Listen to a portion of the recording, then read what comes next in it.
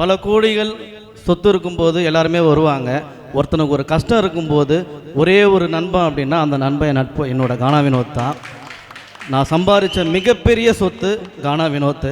அப்புறம் இன்னொரு விஷயம் என்னென்ன அப்படின்னா, சமூகத்திற்காக நிறைய பாடல்கள் எல்லாம் பாடியிருக்காரு. அதில் முக்கியமான விஷயம் வந்து அனிதாவோட பாடல்.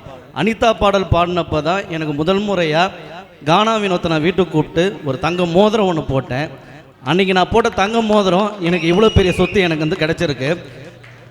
எனக்கு வந்து கானா வினோத்துக்கிட்ட பிடிச்ச ஒரே ஒரு பாடல், நான் ஏன் அவருக்கு ஃபேன் ஆனா அப்படின்னா, சொந்தமாக பாட்டு எழுதி பாடு, உன் கேசட் பாட்டை வீட்டுக்கு எத்துன்னு ஓடு, வினோத்து பாடுனாக்க கத்துனுக்குறா சேடு, உன் மொக்க சீனை எத்துன்னு போய் வேற எங்க நான் போடு, 10 நிமிஷத்துல எழுதுவாண்டா பாட்டு, பொய் சொன்ன எழுதி காட்டுற எத்துன்னு வாடா நோட்டு, வானாடா வானாடா போட்டிகானா, வானாடா வானாடா போட்டிகானா, என்கிட்ட போட்டி போட்டு எவ்வளோ பேரு தோத்து போனா, ஆடம்பரமா கச்சேரி வச்சு போலீஸ் வந்து தடி நடத்தி அப்படி நாங்க பாடுனுங்க கானா, அந்த கானாவிலே போட்டி காணவானா.